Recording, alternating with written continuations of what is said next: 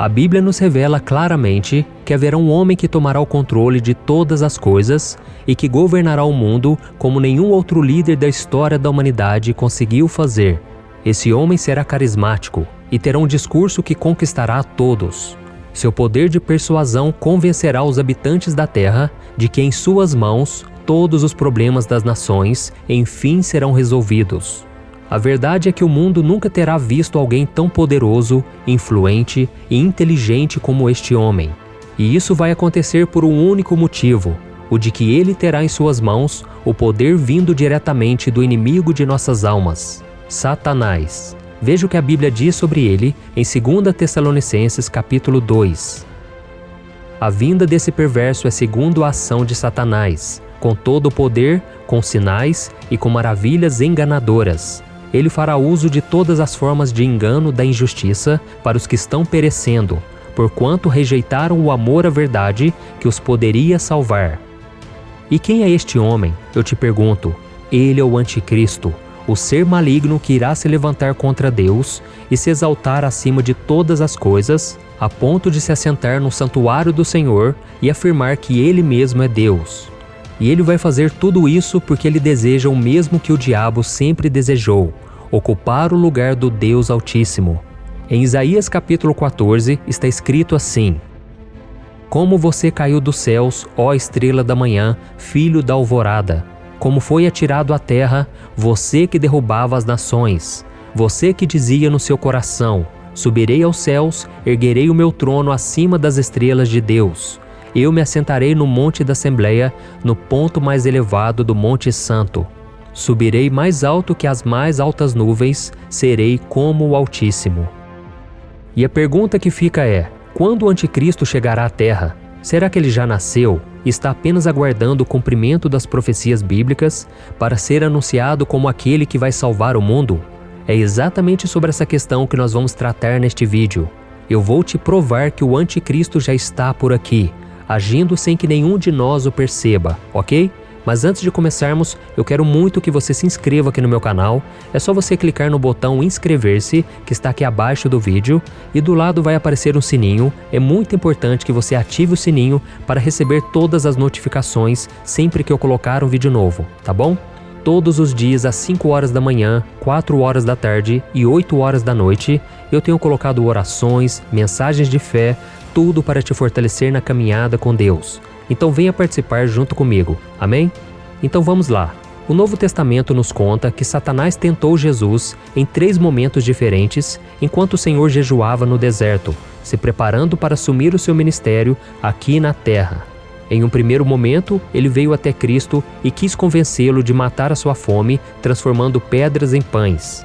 Depois, levou Jesus a um lugar muito alto, de onde eles conseguiam ver toda a terra. Então, Satanás propôs dar a ele o poder sobre tudo, se Jesus se ajoelhasse diante dele. E por fim, o inimigo conduziu Cristo até o alto do templo e disse para ele pular, para que assim os anjos de Deus o resgatassem e salvasse a sua vida diante dos olhos de todos os judeus, que não acreditavam que ele era o Messias, enviado de Deus. Irmãos, percebam uma coisa nessas 3 situações. Em todas elas, Satanás ofereceu coisas boas a Jesus, mas em troca, ele queria adoração e desobediência à palavra de Deus. E é exatamente a mesma coisa que ele faz com todos nós hoje em dia. O diabo nos oferece tudo o que é bom e prazeroso aos nossos olhos carnais, mas em troca, ele quer que nós paremos de orar e buscar a Deus. E é exatamente isso que o Anticristo vai querer que o mundo faça depois que ele for anunciado a todos os habitantes da terra. Ainda no livro de 2 Tessalonicenses capítulo 2, vemos que nos últimos dias haverá uma grande apostasia, ou seja, o abandono da fé de muitos que entregaram a sua vida para Jesus um dia. Eles servirão ao diabo mesmo sem perceber, dando ao Anticristo todo o controle sobre as suas vidas. Veja o que a palavra do Senhor diz. Irmãos, quanto à vinda de nosso Senhor Jesus Cristo e ao nosso reencontro com Ele, rogamos a vocês que não se deixem abalar nem alarmar tão facilmente, quer por profecia, quer por palavra, quer por carta supostamente vinda de nós, como se o dia do Senhor já tivesse chegado. Não deixem que ninguém os engane de modo algum. Antes daquele dia virá apostasia, e então será revelado o homem do pecado, o filho da perdição. Este se opõe e se exalta acima de tudo que se chama Deus ou é objeto de adoração, a ponto de se assentar no santuário de Deus, proclamando que ele mesmo é Deus. Perceba que essa passagem fala que o anticristo se assentará no santuário de Deus e se autoproclamará Deus. E por causa disso, os estudiosos da Bíblia, e principalmente do fim dos tempos, acreditam que isso se refere ao terceiro templo que será construído em Jerusalém, exatamente no mesmo lugar onde foi construído o Templo de Salomão. E essa construção realmente vai existir. Há quem diga, inclusive, que os governos de Israel e Palestina já iniciaram as negociações para a futura construção desse templo, que abrigaria os religiosos dos dois povos e, segundo as profecias, seria tomado pelo anticristo. Porém, meus irmãos, eu quero chamar a sua atenção para uma coisa. E para isso eu quero ler com você uma passagem que está em 1 Coríntios capítulo 6. Diz assim: acaso não sabem que o corpo de vocês é santuário do Espírito Santo que habita em vocês, que foi lhes dado por Deus, e que vocês não são de si mesmos? Vocês foram comprados por alto preço. Portanto, glorifiquem a Deus com o corpo de vocês. Irmãos, nós somos o santuário de Deus aqui na terra. O anticristo ainda não foi anunciado, mas ele já está assentado sobre os corações dos seres humanos, os controlando e se autoproclamando o Deus de suas vidas. Muitas pessoas ainda enxergam a vinda do anticristo como sendo uma coisa futura, mas não, ele já está entre nós. Basta olhar para o mundo à nossa volta, para as coisas que têm acontecido, para perceber que ele já está dominando o coração do ser humano e secretamente instalando o seu trono nele. E não sou eu quem está afirmando isso, mas sim a própria Bíblia. Preste atenção no que o apóstolo João escreveu. Vocês podem reconhecer o Espírito de Deus deste modo. Todo espírito que confessa que Jesus Cristo veio em carne procede de Deus.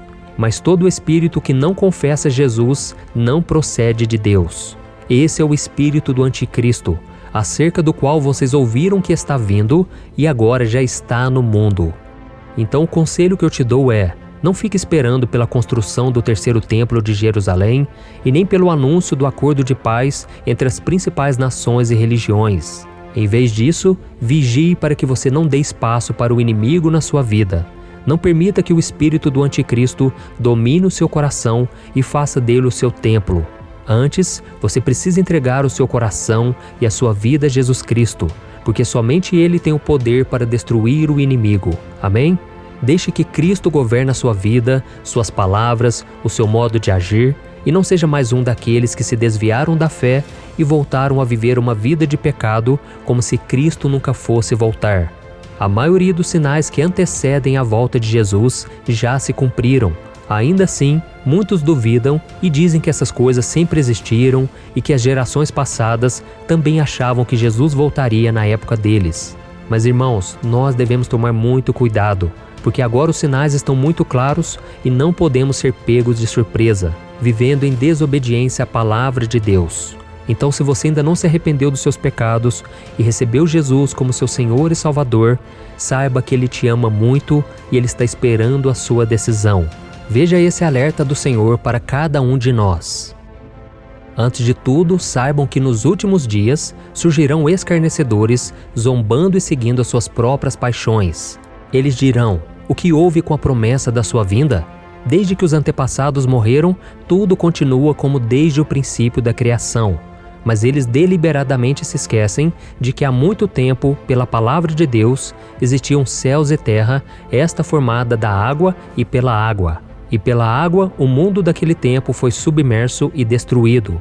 Pela mesma palavra, os céus e a terra que agora existem estão reservados para o fogo, guardados para o dia do juízo e para a destruição dos ímpios. Não se esqueçam disto, amados. Para o Senhor um dia é como 1000 anos, e 1000 anos como um dia. O Senhor não demora em cumprir a sua promessa, como julgam alguns. Pelo contrário, Ele é paciente com vocês, não querendo que ninguém pereça, mas que todos cheguem ao arrependimento. O dia do Senhor, porém, virá como ladrão. Os céus desaparecerão com um grande estrondo, os elementos serão desfeitos pelo calor, e a terra e tudo que nela há será desnudada. Visto que tudo será assim desfeito, que tipo de pessoas é necessário que vocês sejam? Vivam de maneira santa e piedosa, esperando o dia de Deus e apressando a sua vinda. Amém? Eu sou o pastor Antônio Júnior. Se você gostou dessa mensagem, eu peço que você compartilhe no WhatsApp, no Facebook. Vamos espalhar a palavra de Deus. E não se esqueça de se inscrever aqui no meu canal. Que Deus te abençoe. Eu te espero no próximo vídeo.